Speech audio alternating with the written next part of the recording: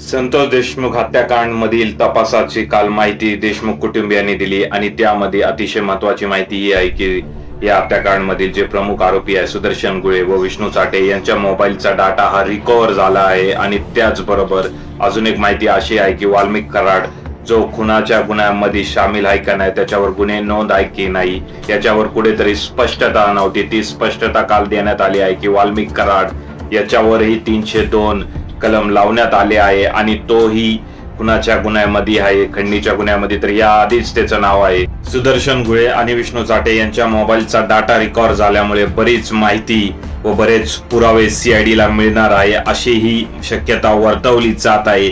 त्यामुळे लवकरात लवकर जलद गतीने सगळा तपास पूर्ण होऊन या केसची हिअरिंग ही फास्ट ट्रॅक कोर्ट मध्ये झाली पाहिजे जलद गतीने आणि आरोपीला फाशीची शिक्षा झाली पाहिजे. काय वाटतं तुम्हाला? कमेंट करा. तपास योग्य दिशेने चालू आहे की नाही.